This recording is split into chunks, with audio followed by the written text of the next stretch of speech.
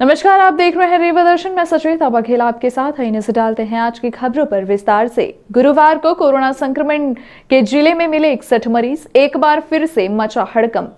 रीवा व देश प्रदेश सहित जिले में लगातार अत्यंत तेजी से कोरोना ओमिक्रॉन संक्रमण तेजी से अपने पांव पसार रहा है, जिसकी वजह से एक बार फिर से लोगों में चिंता की लकीर खिंच गई है। बढ़ती मरीजों की संख्या अब इस दिशा में इंगित कर रही है कि शीघ्र ही फिर से लॉकडाउन की स्थिति निर्मित हो सकती है।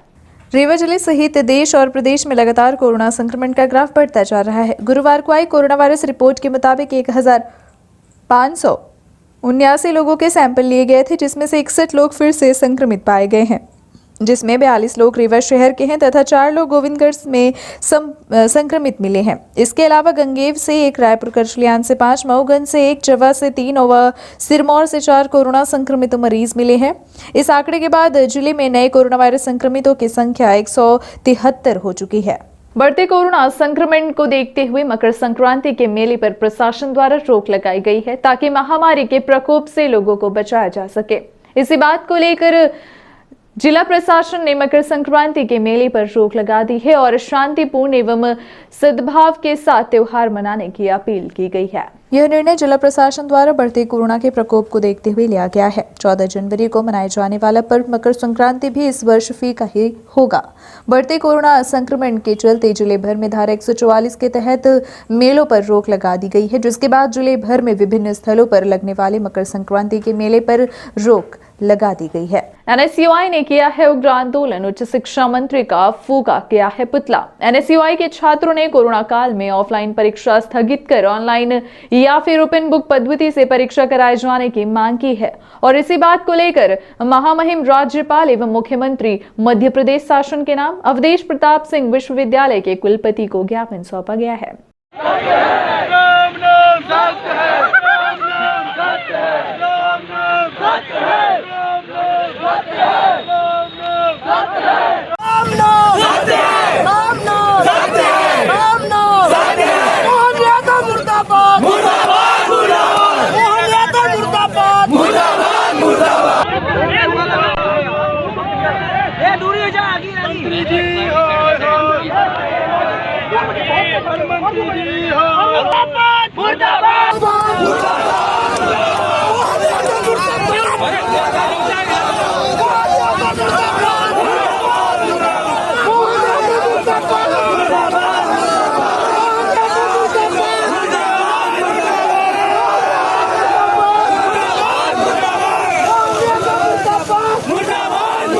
पहले तो छात्रों को आश्वासन दिया गया कि अब परीक्षा स्थगित कर दी जाएगी। उसके बाद एक बार फिर से परीक्षा की तिथि निर्धारित कर ऑफलाइन परीक्षा कराए जाने के निर्देश जारी किए गए, जिसके बाद आक्रोशित एनएसयूआई के छात्रों ने एक बार फिर से आयोजित होने वाली परीक्षाओं को निरस्त करने तथा ओपन बुक प्रणाली से परीक्षा कराए जाने की मांग की है। इसी बात को लेकर अवधेश प्रताप सिंह विश्वविद्यालय के मुख्य द्वार पर कई घंटों तक प्रदर्शन किया गया और नारेबाजी करते हुए शिक्षा मंत्री की अर्थी यात्रा निकालकर पुतला दहन किया गया। एनएसयूआई प्रदेश सचिव अभिषेक तिवारी के नेतृत्व में सैकड़ों की संख्या में एक होकर आए छात्रों ने एक बार फिर अवधेश प्रताप सिंह विश्वविद्यालय पहुंचकर विश्वविद्यालय का घेराव किया है। इसके पहले भी इसी मांग को लेकर कई छात्र विरोध जता चुके हैं। बावजूद इसके जिम्मेदार इस बात को गंभीरता से नहीं ले रहे हैं। इस बात से नाराज छात्रों ने विश्वविद्यालय के मुख्य द्वार पर धरना दिया और विरोध स्वरूप शिक्षा मंत्री की अर्थी यात्रा निकालकर उनका पुतला दहन किया। इसी बीच पुलिस और एनएसयूआई के कार्यकर्ताओं व छात्रों के बीच गहमी भी हुई। दरअसल जिस तरह से कोरोना संक्रमण फैल रहा है, उसे देखते हुए एनएसयूआई पिछले कई दिनों से कॉलेज के जिम्मेदारों से मांग कर रही है कि परीक्षाओं को निरस्त कर ओपन बुक प्रणाली के तहत परीक्षाएं कराई जाएं, जिससे कॉलेज के छात्र संक्रमण से बच सके। लेकिन जिम्मेदार प्रबंधन इस मांग को नजरअंदाज कर रहा है, जिसके बाद मांगे नहीं माने जाने पर एक बार फिर से एनएसयूआई ने उग्र प्रदर्शन का रास्ता तैयार किया है। हालांकि इसके बाद जिम्मेदार का आश्वासन मिलने के बाद विरोध प्रदर्शन को समाप्त किया गया। हाँ, ये छात्र एनएसयूआई के छात्र यहाँ पर परीक्षा 17 तारीख से ऑफलाइन शुरू हो रही है। इसमें बच्चों की डिमांड है कि जो कोरोना का बढ़ता हुआ संक्रमण है, इसलिए परीक्षाएं ऑनलाइन या ओपन बुक सिस्टम से कराई जाएं। लेकिन क्योंकि ये नीतिगत निर्णय है, इसका निर्णय शासन स्तर पर होना है। क्योंकि अभी तक शासन का निर्देश है ऑफलाइन परीक्षा कराने का, इसलिए विश्वविद्यालय अपनी तैयारी कर रहा है। शासन का निर्णय 17 के पूर्व जैसा भी आएगा तो उसका उसका पालन किया जाएगा अथवा फिर ऑफलाइन परीक्षा ही ऑर्गेनाइज की जाएगी। हमारे साथ सैकड़ों की संख्या में NSUI के कार्यकर्ता यहाँ मौजूद हैं। उनसे जानेंगे उनकी प्रमुख मांगे क्या हैं और विश्वविद्यालय प्रशासन, जबकि यहाँ के कुलपति भी कोरोना पॉजिटिव पाए गए हैं, क्यों बार बार परीक्षाओं की तारीखें तय कर रहा है। क्या नाम है? एक मिनट पेपर शुरू करो। आज NSUI के कार्यकर्ता, ये तानाशाही भाजपा सरकार, ये कोविड का इतने गति से जिस तरह बढ़ रहा है, उसको देखते हुए सभी एग्जाम स्थगित करके ऑफलाइन एग्जाम कराने चाहिए। जब कुलपति खुद कोरोना संक्रमित हैं तो इस बीच क्या ऑफलाइन या फिर ऑफलाइन जो पद्धति से एग्जाम कराए जाने की जो तारीखें तय कर दी गई हैं, कितना उचित मान रहे हैं आप इसको? ये पूर्णतः छात्रों के विरोध में है। आज जब छात्र कोविड से प्रभावित होगा, हर छात्र के पास 10 से 20 लाख रुपए नहीं है पैसे कि जाके दिल्ली और बॉम्बे में भर्ती हो सके। और मध्य प्रदेश सरकार को जागना चाहिए, छात्रों के हित को ध्यान में रखते हुए विश्वविद्यालय प्रशासन को जागना चाहिए कि छात्रों के हित को ध्यान रखते हुए सभी एग्जाम जो NSUI की लगातार मांग रही है, ओपन बुक प्रणाली से कराए जाने की मांग को तत्काल मानना चाहिए। नहीं, रीवा जिले का छात्र ईंट से ईंट बजा देगा सरकार की। एक बार परीक्षाएं रद्द कर दी गई और फिर दोबारा परीक्षाएं की तारीखें तय हो गई हैं, तो कैसे NSUI अब आगे की लड़ाई लड़ेगी? परीक्षाएं छात्रों के विरोध में थी। अगर कोविड को लेके किसी भी प्रकार के कार्य नहीं किए जा रहे हैं, सरकार ने कोविड को लेके चुनाव रद्द कर दिए हैं। विश्वविद्यालय के कुलपति कोरोना पॉजिटिव आए हैं, सरकार के कई मंत्री पॉजिटिव आए हैं। देश और प्रदेश में ज़्यादातर इस समय कोरोना का प्रकोप बढ़ता जा रहा है। इसको लेकर छात्रों का ऑफलाइन एग्जाम बिल्कुल गलत है। ऑनलाइन एग्जाम या ओपन बुक प्रणाली से एग्जाम कराए जाने चाहिए। अगर विश्वविद्यालय प्रशासन या कि सरकार इस मांग को स्वीकार नहीं करती तो हम लोग इसको अंत तक लड़ते रहेंगे। अभी तो विश्वविद्यालय है, सड़क पे उतरेंगे, रीवा से लेकर भोपाल तक इसकी लड़ाई लड़े। बार बार तारीखों का ऐलान करना, परीक्षाओं की तारीखें बढ़ा देना, और जब जहां TRS के में भी पाए गए कोरोना संक्रमित कुलपति भी पाए गए, तो NSUI की एक बार मांग को मान लेना और दोबारा फिर से परीक्षाएं आगे स्थगित करके तारीख बढ़ा देना, इस पूरे घटनाक्रम को सरकार छात्र विरोधी सरकार है। अगर विश्वविद्यालय चाहे कि एक परीक्षा की तिथि कैंसिल करता है तो सरकार दबाव डलवा के ऑफलाइन एग्जाम ही कराना चाहती है। केवल छात्र ऑफलाइन एग्जाम कराना, सरकार ऑफलाइन एग्जाम कराना चाहती है। दूसरे देख रहे हैं कि इधर पंचायत के चुनाव भी कैंसिल कर दिए हैं। लेकिन सरकार छात्रों के विरोध में होने के कारण बार बार विश्वविद्यालय प्रशासन पे दबाव बना के ऑफलाइन एग्जाम कराना चाहती है, जबकि हर एक संगठन, हर एक छात्र ऑफलाइन एग्जाम से कोरोना के कारण बचना चाह रहा है और वह ऑनलाइन एग्जाम या कि ओपन बुक सिस्टम से परीक्षा देने के लिए तैयार है। लेकिन सरकार छात्र विरोधी होने के कारण ऑफलाइन एग्जाम लेने के लिए छात्रों को मजबूर कर रही है और इसी मजबूरी के कारण छात्र आज सड़क पे आ गया है। क्या लगता है कि यहाँ पर परीक्षाएं जो आयोजित होने जा रही हैं वो स्थगित होंगी कि नहीं? आपको क्या लगता है कि परीक्षाएं स्थगित होंगी NSUI की मांगों को लेकर? बिल्कुल नहीं कि मानेंगे कुलपति? बिल्कुल, हम लोग की ये मांग है कि छात्र हितों को ध्यान में रखते हुए ऑनलाइन परीक्षा को शुरू किया जाना चाहिए और ऑफलाइन परीक्षा को बंद किया जाना चाहिए। कुलपति खुद कोरोना पॉजिटिव है, उसका HOD पॉजिटिव है, अधिकतर वहाँ के स्टाफ पॉजिटिव है, तो कैसे एग्जाम कराएंगे? पहले वो कोरोना पॉजिटिव का टेस्ट कराए पूरा स्टाफ, फिर एग्जाम ले। मास्क क्यों नहीं लगाया है? मास्क लगाया था, गिर गया। अभी मास्क लगा के आप प्रॉपर अगर छात्रों के सम्मान में जो है तो हम छात्र की अपनी जान जोखिम डालने के लिए तैयार है। यहाँ जो है तो अपनी जान जोखिम डाल के जो है तो कुलपति महोदय को आश्वासन देने आए हैं। हमारे साथ प्रदेश सचिव NSUI के मौजूद हैं, जो लगातार छात्रों के हितों में लड़ाई लड़ते रहते हैं। एक बार आपने जो पहला प्रोटेस्ट किया था 4 जनवरी को, जो परीक्षाएं आयोजित होने जा रही थी, अब फिर से आपकी मांगों की अवहेलना हो रही है। एक बार आपकी मांगे मान ली गई लेकिन दोबारा परीक्षाएं आयोजित की जा रही हैं, तो इस घटनाक्रम को कैसे देखते हैं? इस तुगलकी सरकार और हिटलर शाही सरकार से हमने एक बार नहीं 5-5, 6-6 कार्यक्रम करके इसके विरोध में हम लोगों ने, NSUI के साथियों ने विरोध किया कि हम ये पेपर नहीं देंगे, हमको संक्रमण के साथ अपनी जान की खिलवाड़ नहीं करनी है। लेकिन इस निकम्मी सरकार और निकम्मे विश्वविद्यालय प्रशासन, महाविद्यालय प्रशासन को एक भी छात्रों की चिंता नहीं है। लगातार काल के गाल में सामान्य ढोसने का काम कर रही है।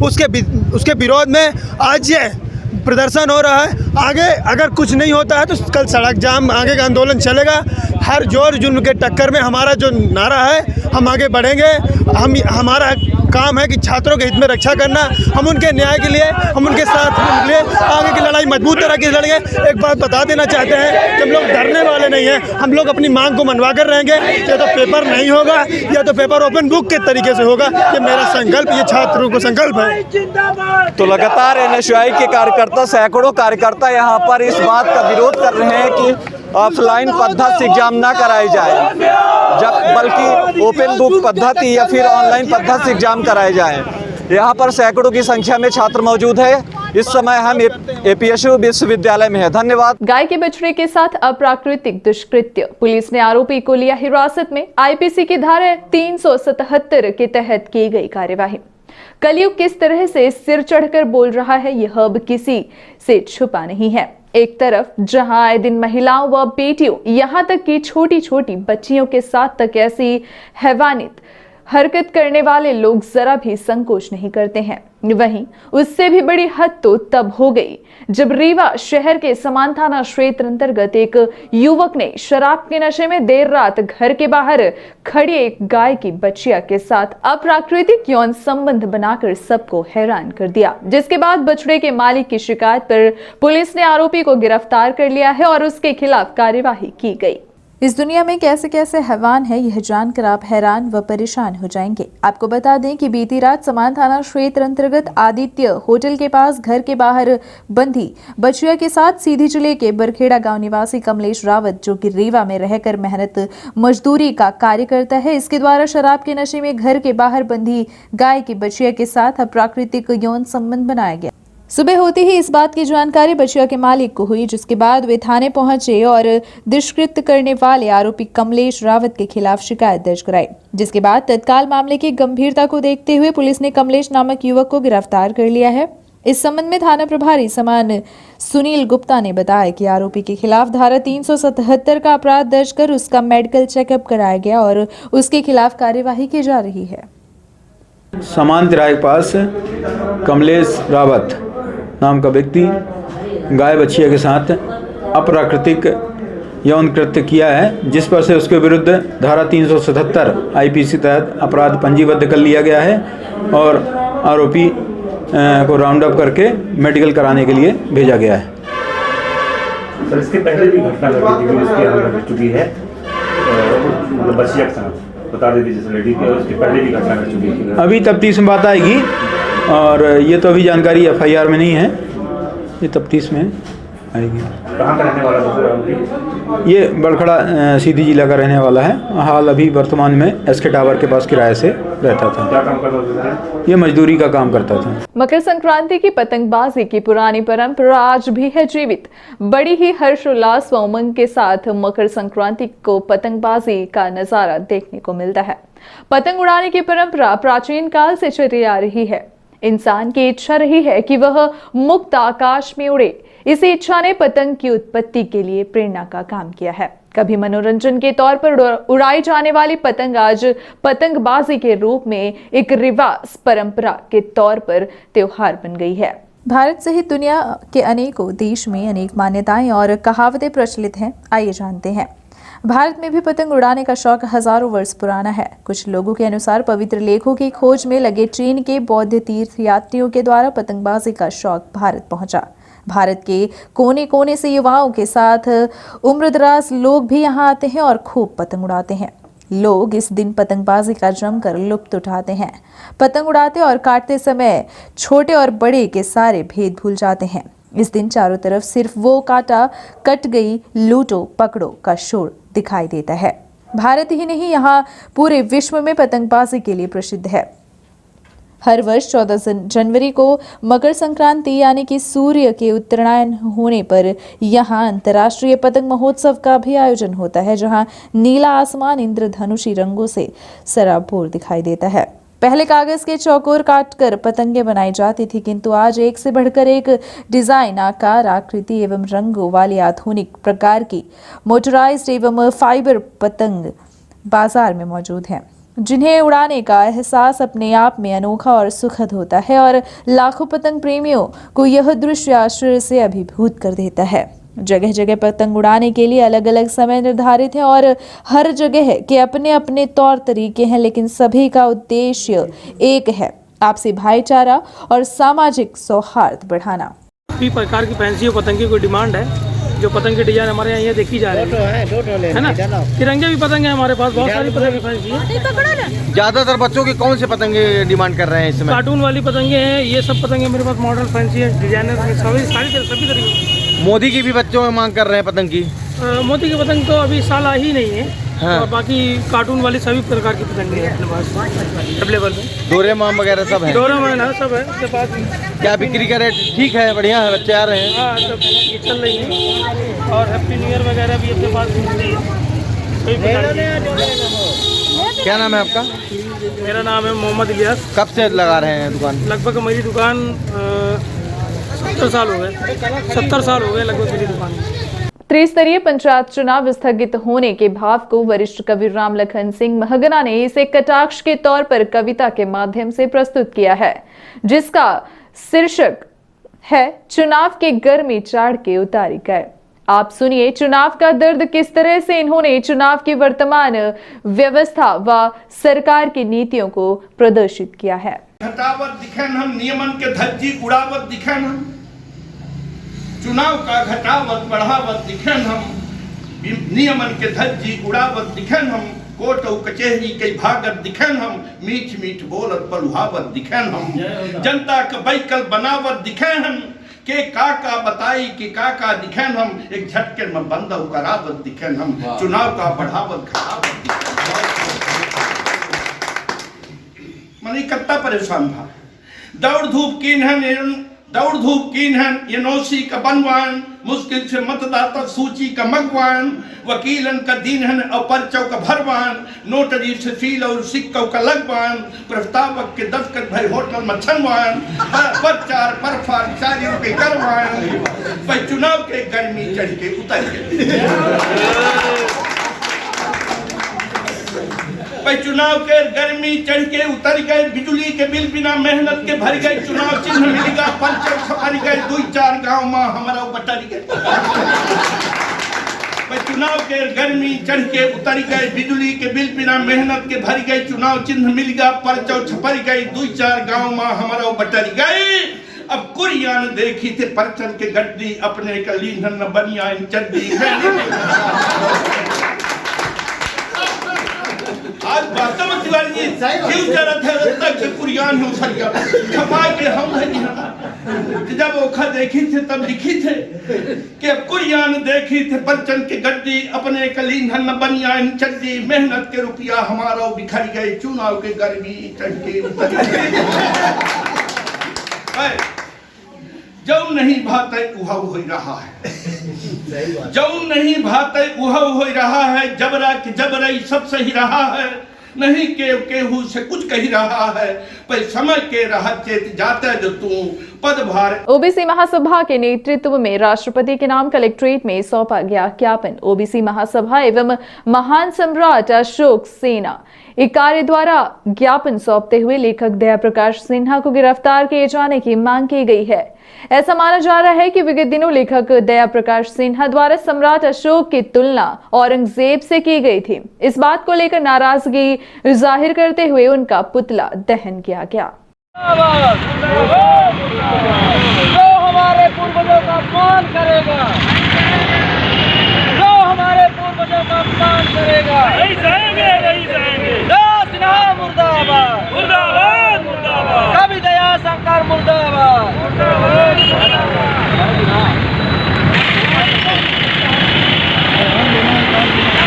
गुरुवार को ओबीसी महासभा के बैनर तले विभिन्न संगठन के पदाधिकारी कलेक्ट्रेट कार्यालय पहुंचे, जहां राष्ट्रपति के नाम ज्ञापन सौंपा गया। ज्ञापन के माध्यम से बताया गया कि विगत दिनों लेखक दया प्रकाश सिन्हा ने सम्राट अशोक की तुलना औरंगजेब से की थी, जो कि पूर्णतः गलत है और यह सम्राट अशोक का अपमान भी है। इसी बात को लेकर ओबीसी महासभा व सम्राट अशोक इकाई रीवा ने लेखक का पुतला दहन कर गिरफ्तारी की मांग की है। महान सम्राट जिन्होंने अखंड भारत की स्थापना की थी, जिनका ख्यात पूरे देश में नहीं विश्व में है।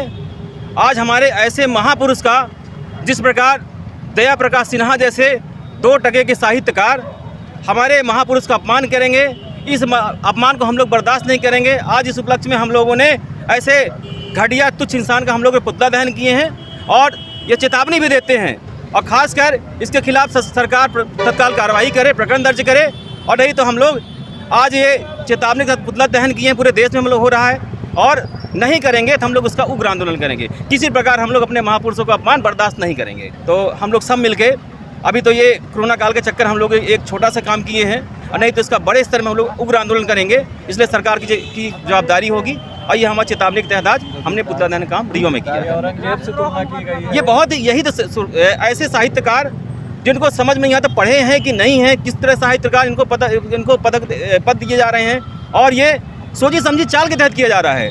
हमारे महापुरुषों को जिस प्रकार अपमानित किया जा रहा है, ये बिल्कुल बहुत बड़ी साजिश देश में चल रही है, और इसका निश्चित ही खामियाजा भारत सरकार और हमारे नरेंद्र मोदी को सोचना चाहिए और राष्ट्रपति को समझना चाहिए कि इस तरह सामाजिक सौहार्द बिगड़ेगा, वातावरण दूषित होगा, अब कुछ भी हो सकता है। इसके लिए क्या मानते हैं उनकी छवि को खराब करने निश्चित छवि के ऐसे महान स्कूल हमने किताबों में पढ़ा है, और ये देश नहीं हमारे ख्याल से पूरे विश्व में उनको मानते हैं लोग, मानने वाले लोग हैं।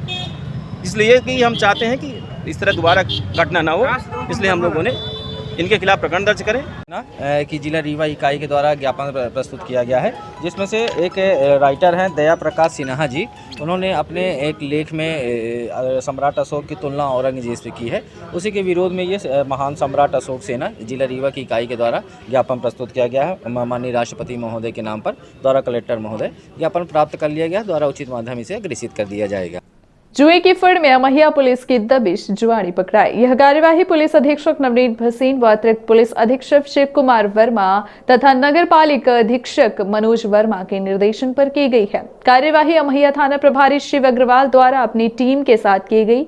जुए की फड़ गल्ला मंडी स्थित चल रही थी, जहां दबिश देकर जुआड़ियों को पकड़ा गया है। जानकारी के मुताबिक मुखबिर से सूचना मिलने के बाद थाना प्रभारी अमहिया द्वारा गल्ला मंडी में चल रही फड़ पर दबिश देकर मौके से ताश के 52 पत्ते तथा जुआ खेलते 4 जुआरी पकड़े गए हैं। पकड़े गए आरोपियों के खिलाफ थाने में धारा 13 जुआ एक्ट के तहत प्रकरण पंजीबद्ध किया गया है।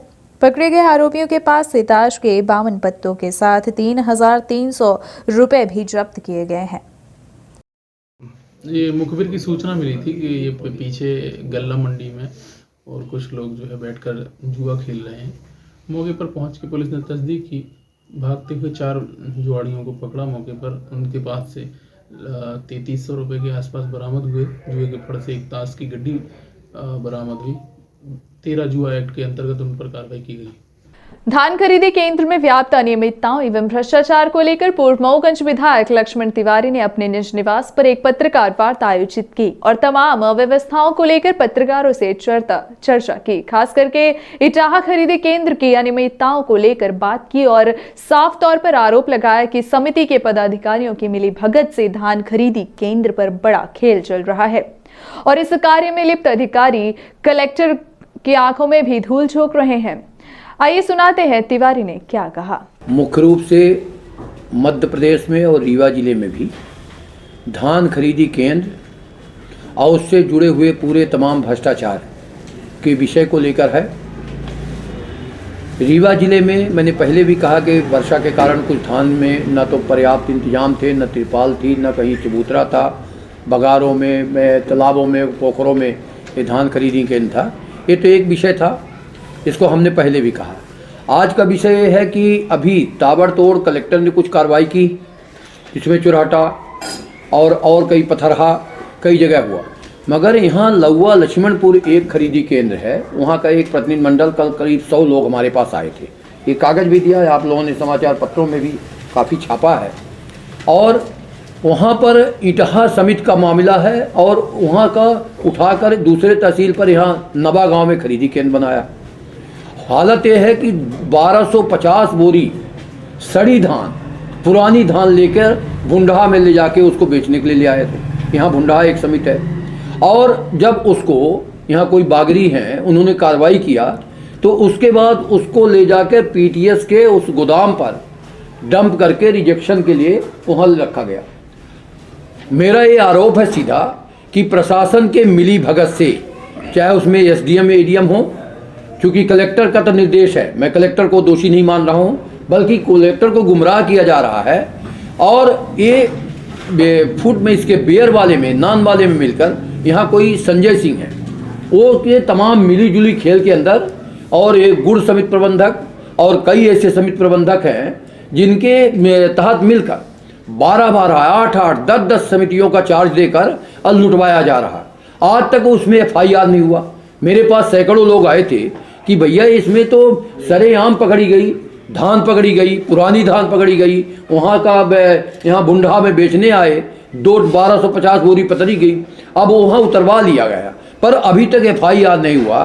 तो मेरा इसमें सीधा आरोप है कि उसमें तत्काल FIR हो, तत्काल कार्रवाई हो, चाहे जिसका भी हाथ हो। अगर किसी सत्ता वाले नेता का हाथ है तो भी मैं विरोध में हूँ, अगर कोई नहीं है, इसमें कोई प्रशासनिक सर्जरी लगी हुई, तब भी मैं विरोध में हूँ, कि ताकि इस भ्रष्टाचार पर प्रतिबंध लगाया जा सके। यहाँ हालत ये है कि समिति के जो प्रबंधक हैं, महाप्रबंधक और ये तमाम मिलके इतना लंबा घोटाला कर रहे हैं, और अब तो सुनने में आ रहा कि वही जो पुराने लोग थे वो कंटिन्यू कर रहे हैं। तो आज मैं मुख्य रूप से प्रेस कॉन्फ्रेंस इसी बात को लेकर रहा हूँ। यहाँ कोई एक आसिफ खान जी हैं और यहाँ संजय सिंह, इनका मिलके मिला घुला घोटाला करके एक लंबा गेम कर रहे हैं, जिसको आपके संज्ञान में लाया हूँ। और मैं कहना चाहता हूँ कि इस विषय को लेकर लंबा चौड़ा मैं माननीय मंत्री जी को भी पत्र लिख रहा हूँ, मैं माननीय तमाम जितने PS को उनको भी पत्र लिख रहा हूँ। ये तमाम इतना लिखने के बाद भी, ये तमाम इस तरह से पूरे आधा पन्ना लिखने के बाद भी अखबारों में, इसमें संज्ञान में लेने के बाद भी कलेक्टर को पता नहीं कैसे क्या बताया जा रहा है। और कलेक्टर महोदय को मैं मांग कर रहा हूँ कि आपकी स्वच्छ छवि है, आप अच्छा काम कर रहे हैं, जो जनता की आवाज़ है। अगर इसमें FIR, इसमें कार्रवाई नहीं होती तो ये माना जाएगा कि कहीं न कहीं ये भ्रष्टाचारियों के ग्रुप में आपका भी कहीं घसीटने का काम शुरू हो जाएगा। इसके लिए आज हम प्रेस कॉन्फ्रेंस कर रहे हैं। दूसरा, गौवंश की रक्षा के लिए जो मैं लगातार 2.5-3 वर्षों से लगातार कार्यरत हूँ, गौवंश की दुर्दशा अब किसी से छिपी नहीं है। गौवंश की रक्षा के लिए ये लगातार हमारे साथ सक्रिय हैं, संघर्षरत हैं। ऐसी स्थिति में आपके बीच है, मैं कह रहा हूँ कि गौवंश की रक्षा के लिए हमारी एक बड़ी योजना, जिसका हम आगामी दिनों में अभी आपको खुलासा करेंगे, एक बड़ी योजना हम तैयार कर रहे हैं, जो हम सब साथी मिलकर ये अब सरकार पर एक बड़ा आंदोलन करने का मन बनाया है। कोविड के कारण ये अभी थोड़ा सा धीमी गति पर है, क्योंकि हम लोग गाइडलाइन सरकार की मानने वाले लोग हैं, अनुशासन के लोग हैं। और जैसे ही इसमें थोड़ा ढीला आएगा, तैसे ही इसका दशा का बिंद प्रदेश नौजवानों के लिए काम। मैं एक बात और कहना चाहता हूं, जो आप पूछने वाले हैं, सब जगह मुझसे पूछा जा रहा है कि प्रधानमंत्री के सिक्योरिटी में आपका क्या कहना। मैं सैनिक रहा हूं, मैं सेवा के बॉर्डरों पर रहा हूं, और प्रधानमंत्री जैसे पद, राष्ट्रपति जैसे पद के लिए 4 परत की गार्ड लगती है, और उसमें SPG पहले जाके निरीक्षण करती है। क्या कारण है? अगर कोई सरकार किसी पार्टी की है दूसरे की और साजिश कर रही, तो उसका केंद्र सरकार के पास उसके पर्याप्त साधन है, उसकी जांच पड़ताल बैठ जानी चाहिए।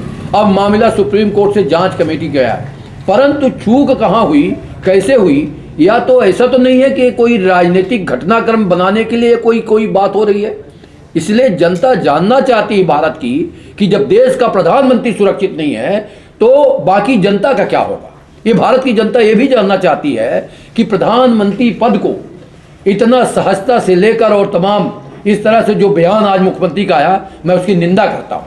मुख्यमंत्री का बयान आया कि कांग्रेस साजिश के तहत प्रधानमंत्री को मरवाना चाहती थी। अगर आपके जानकारी में ये बात है तो आप कंपटीशन में तो नहीं हो कि प्रधानमंत्री के रेस में हो आप और इस तरह से बातें कर रहे हो। अगर नहीं हो तो आप जाकर वहाँ गवाही, जो अभी सुप्रीम कोर्ट की जो कमेटी बनी है उसमें आप अपना अर्जी लगाइए कि मुझे जानकारी है कि मरवाना चाहते थे प्रधानमंत्री को, आप उसमें पार्टिसिपेट करिए। ये बड़े दुखद विषय है, और शायद इसी का परिणाम है कि उत्तर प्रदेश में जो भारतीय जनता पार्टी की भगदड़ मची है वो निश्चित रूप से इन्हीं तमाम घटनाक्रमों का परिणाम है। आज मैं इसी के लिए आपका समय लिया हूँ। अतिरिक्त पुलिस अधीक्षक ने किया नगर की बस्तियों का भ्रमण। इस अभियान के तहत लोगों को नशे व अपराध से रोकने की दिशा में वरिष्ठ पुलिस अधीक्षक नवनीत भसीन ने एक नवाचार शुरू किया है, जिसके तहत लोगों को जागरूक किया जा रहा है। इस अभियान को जन जन तक पहुंचाने एवं इससे लोगों को जोड़ने का प्रयास तेज गति से पुलिस द्वारा किया जा रहा है, जिसके तहत पुलिस मित्र की तरह कार्य करेगी और नगर के बस्ती बस्ती पहुंचकर लोगों को खेल से जोड़ा जा रहा है ताकि लोग नशे से दूरी बना सकें। अगर नशा कम होगा तो अपराध की घटनाएं भी कम होगी। इस अभियान को लेकर नगरपालिका अधीक्षक शिव कुमार वर्मा से बात की गई तो उन्होंने इस संबंध में क्या जानकारी दी, आइए आपको बताते हैं। बस्तियों में पुलिस भ्रमण कर रही है, इसका क्या उद्देश्य है? और जैसा कि आप जिस बस्ती में खड़े हो, इसको पहले कबाड़ी मोहल्ला बोलते थे, वर्तमान में गंगानगर का एरिया आता है। इसमें बहुत सारे ऐसे बच्चे परिवार रहते हैं जिनकी स्थिति वास्तव में वैसी रहती है और यहाँ आसपास कुछ ऐसे असामाजिक तत्व भी हैं जो शाम को काम वाम करके आने के बाद नशे की आदतों में लिप्त रहते हैं। उसका असर बच्चों के ऊपर ना पड़े, वो बच्चे नशा ना सीख जाएं, उन बच्चों के लिए कुछ ऐसी स्थिति, कुछ ऐसी एक्टिविटी बनी रहे, उसके लिए हमारे पुलिस कप्तान साहब नवीन भसीन साहब ने एक ये नया कार्यक्रम शुरू किया है कि बस्तियों में जाएंगे, वहाँ पर युवाओं को जो नशे के लत में है उनको सुधारने का प्रयास करेंगे और जो नहीं है उनको खेल के माध्यम से जोड़ेंगे, उनको एक्टिविटी कराएंगे और जो बच्चे पढ़ना चाहते हैं उनको एनजीओ के माध्यम से शिक्षा भी दिलवाएंगे अलग से। मतलब पुलिस खेल भावना से भी दूर किया जा सकता है। पुलिस क्या है, खेल भावना में बच्चों को संलिप्त करके बच्चों को नशे से और अपराध से दूर करने का प्रयास कर रही है। इसके लिए हमारे एसपी साहब ने ये अभियान चलाया हुआ है। इसके लिए जगह देख रहे थे कि वो बच्चे कहाँ पर खेल सकते हैं, इसलिए खेल विभाग के अधिकारियों को, नगर निगम से अधिकारियों को, साथ में जो एनजीओज हैं उनको और कुछ खेल से जुड़े कोच हैं और खिलाड़ी हैं उनको यहाँ बुलवाया था। इस कैंप में सभी तरह के लोग इसमें माना यह जा रहा है कि पुलिस आपकी मित्र है। इसी तरह से कह सकते हैं कि पुलिस जो है आपके मित्र की तरह आपके सहयोग के लिए हमेशा तत्पर है और आप लोग भी प्रयास करें, आगे आएँ और इसमें खेल भावना से जुड़ें। जो यूथ है वो थोड़ा सा इस बात को समझे कि भाई उसकी जो ऊर्जा है वो नशे में या उल्टे सीधे कामों में ना जाए, जिससे उसका जीवन और घर परिवार खराब हो जाए। धन्यवाद। ये थी आज की खबरें। आगे की खबरों के लिए बने रहें रीवा दर्शन के साथ। दीजिए हमें इजाजत। नमस्कार।